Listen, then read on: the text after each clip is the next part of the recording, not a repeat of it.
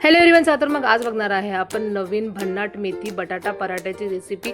तर माझा व्हिडिओ तुम्ही स्किप न करता शेवटपर्यंत बघा। नवीन रेसिपी आहे, नक्की ट्राय करून बघा। सुरुवातीला एका भांड्यामध्ये बटाटा, पाणी आणि मीठ टाकून कुकरला 2 ते 3 शिट्ट्या होईपर्यंत बॉईल करून घ्यायचा आहे। मेथी स्वच्छ धुवून आपल्याला बारीक बारीक अशा पद्धतीने कट करून घ्यायची आहे। एका ताटामध्ये बारीक कट केलेली मेथी घ्यायची आहे। त्यामध्ये आपल्याला आवश्यक तेवढं गव्हाचं पीठ टाकायचं आहे। नवीन रेसिपी आहे, नक्की ट्राय करून बघा। खूप स्वादिष्ट असे परोठे तयार होते। तुम्ही हे परोठे अशा पद्धतीने परोठे नक्कीच पाहिले नसाल। त्यामध्ये आपल्याला बेसन टाकायचं आहे, लसणाची पेस्ट टाकायचं आहे, सोबतच टाकणार आहे आपण 2 चमचे तीळ। तीळ बिलकुल स्किप करू नका, खायला स्वादिष्ट, सोबत खूप हेल्दी असते। हळद, तिखट, धनापूड, गरम मसाला, चवीनुसार मीठ घालायचं आहे। सर्व इन्ग्रेडियंट्स हाताने आपल्याला चोळून आधी व्यवस्थित मिक्स करून घ्यायचे आहे।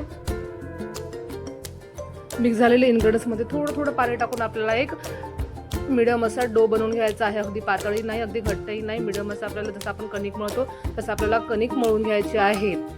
तयार झालेलं पीठ आपल्याला साईडला ठेवायचं आहे। इकडे आपलं कुकरही झालं होतं। बटाटा छान थंड करून त्याच्यावर साल काढून घ्यायचे आहे। एका भांड्यामध्ये बॉइल्ड बटाटा घ्यायचा आहे, त्याला क्रश करायचा आहे।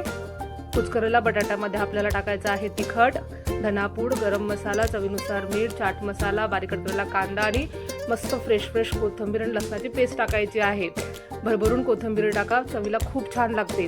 तयार झालेलं इन्ग्रेडियंट्स सगळं सामग्री जी आहे आपल्याला सर्व इन्ग्रेडियंट्स हाताने चोळून मिक्स करून घ्यायचे आहे। व्यवस्थित बटाट्याला तिखट मीठ लागलं गेलं पाहिजे। साईडला तवा गरम करायचा आहे। मेथी टाकून आपण जे कणिक मळून घेतली होती त्याचा गोळा अशा पद्धतीने आपल्याला वाटी करायची आहे। व्हिडिओमध्ये दाखवल्याप्रमाणे तुम्ही अशा पद्धतीने बटाटा त्यामध्ये फिल करून घ्या।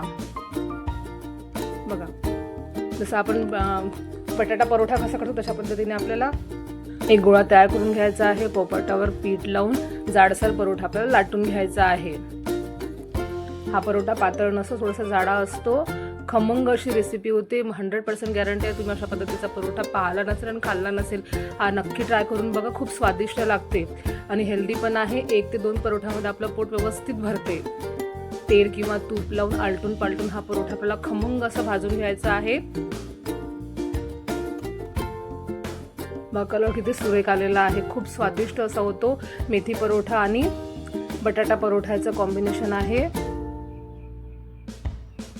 छान परोठा तयार झालेला आहे। मी तुम्हाला एक आणखी परोठा करून दाखवते। एक गोळा घ्यायचा आहे, अशा पद्धतीने वाटी करून त्यामध्ये आपल्याला बटाट्याचं सारण भरायचं आहे आणि मस्तपैकी परोठा आपल्याला लाटून घ्यायचा आहे।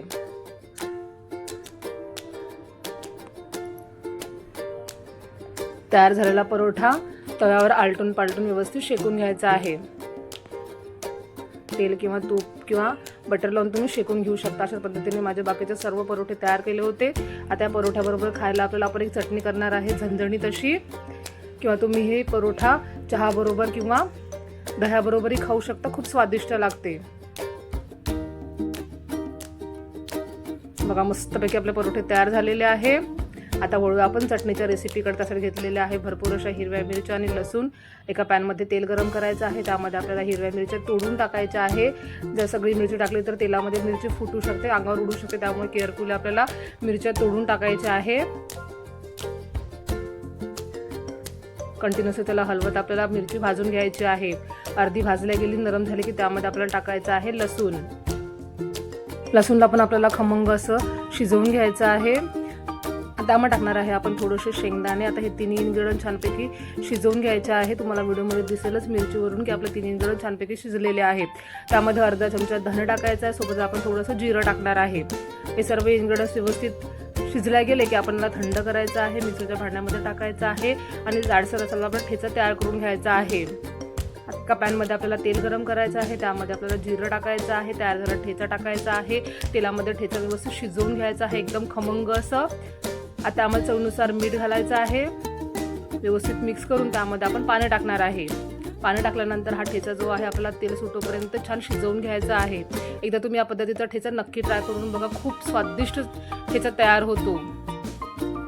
मग त्याला व्यवस्थित तेल सुटायला लागलं की गॅस बंद करायचा आहे, लिंबाचा रस टाकायचा आहे। तयार आहे आपला तिखट आंबट चवीचा ठेचा।